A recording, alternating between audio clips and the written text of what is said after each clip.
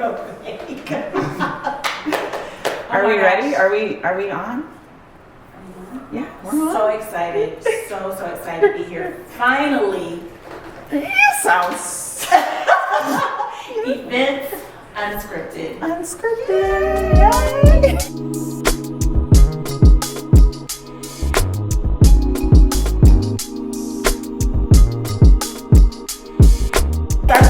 Our first episode, hanging there with us. I'm Camela of Camela Lynn Weddings and Events, and this is my girl, Adrienne Ruff. Adrienne Ruff Event Co. And this is our first episode, finally after weeks of... Months, not weeks. Okay, let's keep it real. I know, right? Months of either bad weather, schedules, being ill, whatever it was. It's kind of kept us from this date, but we are finally here, and we're excited to be here to share our vision for Events Unscripted. Again, I'm Camela, or Cam, and welcome to our first YouTube episode. I'll let you go first. Really? Mm-hmm. So just put me all the way on the spot. Yeah. Okay. So What's our first question? How do we meet? how did we meet? Okay, really, Cam. How did we meet? How do we meet? Okay, I'll give my version and then I'll let her tell her version. So like 7 years ago? I knew you were 8 gonna years ask ago? that. 7, 8 years ago. It's been a longer than minute. that. Long enough. Not, in a positive way. But long enough. So long story short, we met in corporate. I had been working my corporate job for about almost 5 or 6 years at that time. And then Cam joined. I did. Yeah, I'll let her tell her corporate version story. How did I get there? I don't remember that part. Listen, I can get me a job. That's another episode. But yeah, we met corporate and we kind of clicked. I thought she was a little mean. Really? I'm always the one who seems to come off mean. Yes. I mean, there was morning she would come in there straight face. I'm like, hi. And she's like, no, not today. I ain't on it. And I'm like, okay, cool. Just holler at me when you ready, sis. Oh God, I just touched the microphone, sorry. So I had started this job. It was a tip job for me. It was 90 days. I'm pretty sure my tapes were being shown as examples of what not to say to clients after I left. But I started this job and open office area. I still have some really good friends from this one job. I remember seeing Adrienne's desk. I think that's what drew me to her. Like, her desk was laid out, color-coded, matchy-match, just designed. And I was like, who is this chick? And I was like, I want to be her friend. Something in me said, I want to be her friend. And I feel like I kind of pushed myself on you, and you hold things close to your chest, where I'm just like, and I felt like I didn't know that I was me. I know I can be moody. I didn't know that Okay, moody. We'll say moody. She was very moody. I'm like, yeah. I do feel like I purposely made sure that I was in your circle and befriended you. There was something about you that I thought You were intentional. that I felt was magnetic. So that's how we met. We don't know if it's 7, 8, 9 years ago. Somebody out there can help us out. But I don't. It was a while ago, and here we are. Here we are. So it's been a journey. It's been a positive experience. I will definitely say, from my part, it's been a blessing to have, a like-minded individual in your circle, on your side, as a support system. Yeah. And it's, for me, like, Cam has been that person. I was definitely like in a shell, like a bubble. I'm an introvert by nature, and I have to like warm up to people to kind of come out of that shell. And I had, I was kind of new to my business at the time. It was what? Let's stop. How did you start? How did you start your business? How did I start my business? Yes. So I left. I left and went to go work at a local hotel in Dublin, Ohio. That's where I think you started, but that might not be what your story is. No. Started. Okay. So I was like kind of dibbling and dabbling when I was in corporate. So I was doing like things on the side. Really, I started because my parents own a catering company, and I would always get asked to work, help out as far as like serving, etc. And then I would find myself at these events, like these weddings, and I'm like all in the mix and stuff that had nothing to do with me, like looking at the decor, looking at the setup, and I'm like trying to rearrange stuff, like, no, this needs to go here, this should be there. Okay. And then all of a sudden it clicked for me, like, maybe this is what I should be doing, like this is what I enjoy, because I absolutely love aesthetics. I love bringing things together. I love decor, whether if it's interior or if it's, event decor, what anything that makes a room stand out and just, has that wow factor. So that's pretty much what kind of like pushed me into the industry, but I couldn't really figure out which direction I wanted to go. And then when I was planning my own wedding, I was like, maybe this is something that I want to do. So I was like, I'll be a wedding planner. And I quickly found out, like, girl, no, this is not for you. You're not a wedding planner. You just stick to what it is that you love to do, and that's just the decor aspect. So I learned that throughout my journey, that I'm not a wedding planner, I'm an event planner, and that happened also throughout the, just me having different experiences. So I've always been into, like I said, the decor aspect, and having clients push me outside of the comfort zone and just expanding my brand and expanding the business has then led me into other opportunities such as event planning. So we will put the disclaimer, I'm the event planner and she is the wedding planner. The wedding planner. So that's just my story in a nutshell of how I got started. So I thought you were going to mention your candy buffets. You never get go there. So yeah, I want to hear about that a little bit. So the candy buffets, I started that was like, oh my goodness, what is this, 2021 now? Mm-hmm. So I think this was, it's been some years, but I know, like, I was trying to figure out my way into, like, make my mark in the city. And I remember someone told me, before you go somewhere else, you need to at least make your mark in your own city of where you grew up. Mm-hmm. And, not being from here, however, I grew up in Columbus. I was like, okay, that makes sense. So at least let me do my footprint here. So I was very intimidated, I will say, when I was looking at the other event planners, wedding planners, and I'm seeing how established they are in their careers and just like the level of excellence. And I'm like, how is anyone going to pay any attention to me? So I had to figure out like my own lane and my own niche. So I was seeing like these elaborate candy buffets in other cities, like bigger cities such as, Dallas, Atlanta, and they were just all out. Yeah, so I was like, that's it. That's what I'm going to do. I said, I'm going to name myself I think it was a fabulous sweets table candy, something crazy. Just because I was like, if they know that, then they're, someone's looking for a sweets table, they're gonna like, oh, that one girl, it's called a fabulous candy table, sweets table, whatever, I don't know. So I started doing those, and that just, I was getting so busy booking those events that I was too busy to go to work, to go to corporate.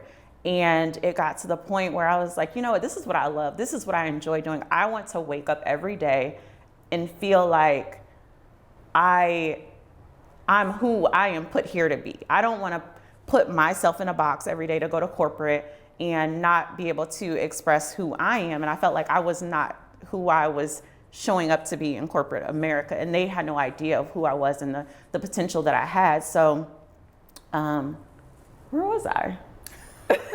Lost my train of thought.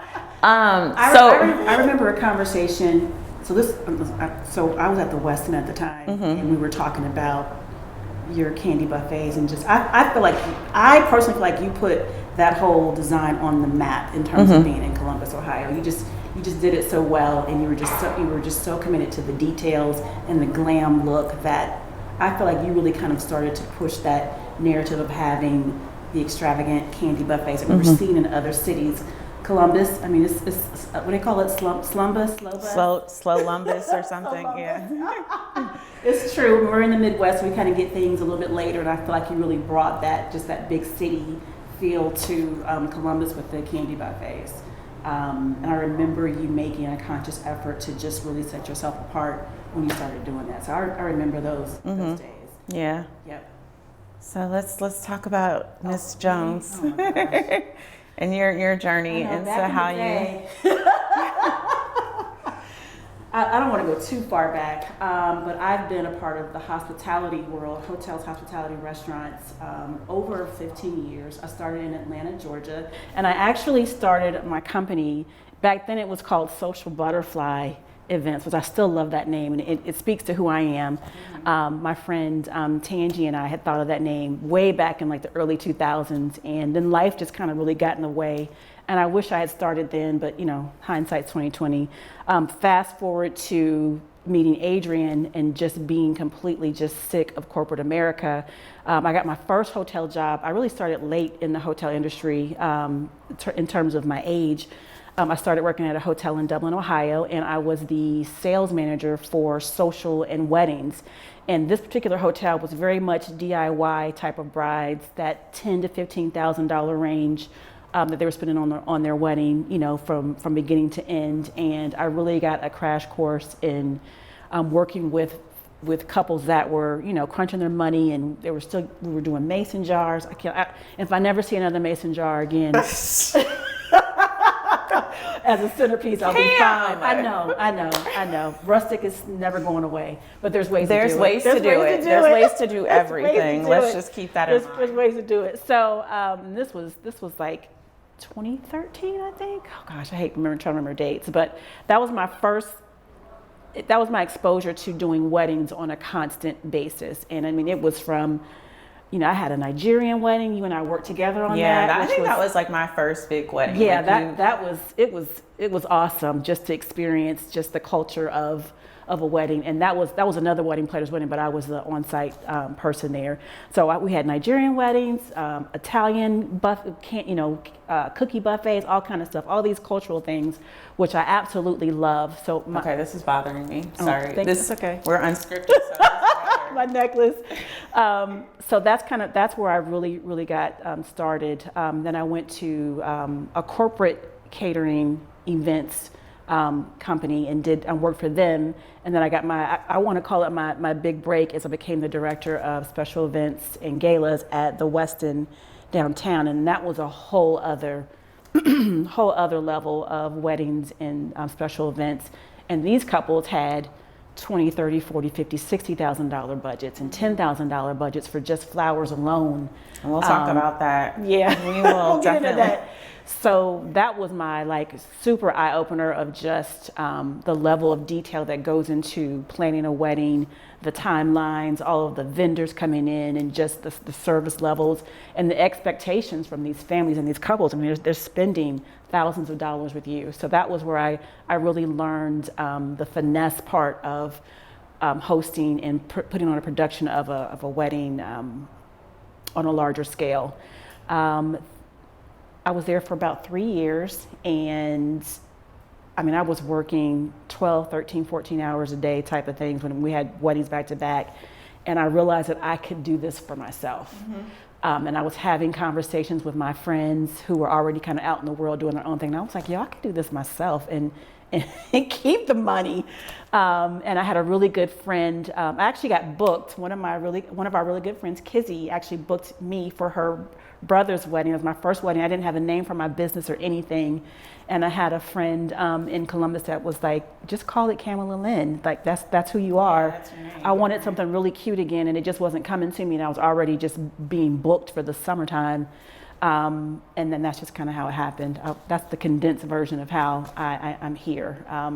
2020 has definitely proven who's going to come and go in this industry, but I'm still very thankful to be working for myself. I still have some wonderful clients that are getting married this year, and just trying to, maneuver and navigate through this pandemic has been something else. So here we are. So this has actually been probably almost like a conversation a couple years in the making. I remember like almost after every event, we always have like a digress conversation. Yes. So after an event that I have or an event that she had, it's like, oh my God, I know not to do this again. I know not to do this again. And it's just, just having that conversation. And, a lot of people sometimes probably wonder, I don't even know if that just made any sense, but you get my point. wonder, like, we're friends and we're in the same industry. How does that work? We don't step on each other's toes. If anything, we bring the other person along, which is beneficial. We learn from the other person because, just like Cam said, she has a corporate background in this industry. So she looks at everything very logistical, and I'm looking at nothing but aesthetics. So I'm in the room and I'm just like, la la la la, like, oh my God, look, do you see this? And she's like, so, well, how many, tables can we fit in the room? And what about what's the food and beverage? I'm like, girl, like, we'll worry about that later. How is this room gonna look amazing? Yeah. But anyway, so we would have these conversations and we were like, these are the things that people who are looking to have events, they need to know. Like, it needs to be real. And I feel like we want to keep it as real as possible, obviously with some tact and some class.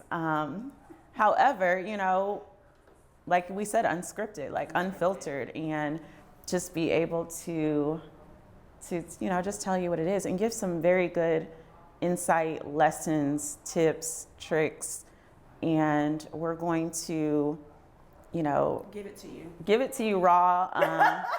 We're going to be on set at different venues, which yes. Cam has been working really diligently on. We're going to have different guests, different features, different brands, just everything event related. And hopefully you learn some things from us, learn about the industry, the business. Hopefully it'll help you with your planning needs, stuff like that. So we're really excited to bring this show to you. Absolutely. Is that a good wrap up? It's a good wrap up. So what do we see? Like, where are we right now in terms of our business? And I guess, how have we been affected by COVID? I know for myself personally, 2020 was definitely a challenge for me, and it was definitely a resting period. I don't think I really had any events in 2020. I probably had a handful from January to March, and then once everything shut down, it shut down. And then it was kind of hard for me to get back in the mindset of, I think when you have downtime, you have so much time to think about where you are, where you're going. And I kind of shut down. Like, I really did shut down. I'm like, I'm not feeling this right now. I just want to use this time to, reflect and figure out what's next for me. So I am very excited about 2021. Things are looking up. Things are coming back to some type of normalcy. And I'm excited. I'm really excited. And I'm also looking forward to doing some new things, adding some new projects to my brand.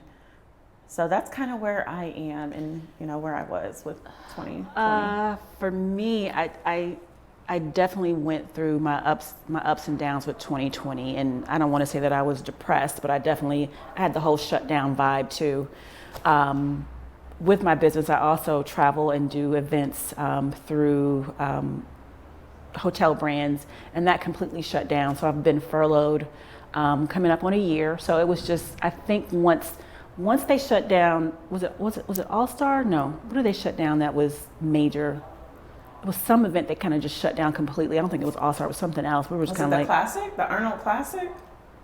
Was it? That was March. Something shut down. We were all like, okay, this is serious. So fast forward to, just the whole summer was just a trip, I think. I did have a couple of couples that ended up getting married and having smaller events, which was nice. I had a huge wedding. We'll talk about that later. How Cleveland does it is a whole other episode.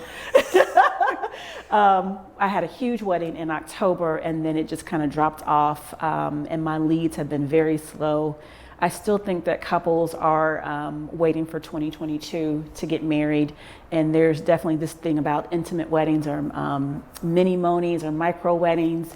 That's a whole brand new category, which I kind of shied away from, but I think I need to embrace it more, maybe even bring Adrienne in more, because now those couples, even though their ceremonies and receptions are smaller, they may have more money to spend on decor and make it a little more intimate and make it more personal. So that's a whole episode in itself. So right now for me, I have a lot of my couples have pushed to this year, so we are wrapping up details. I have a wedding in a couple of weeks, and we'll show you some behind the scenes of that.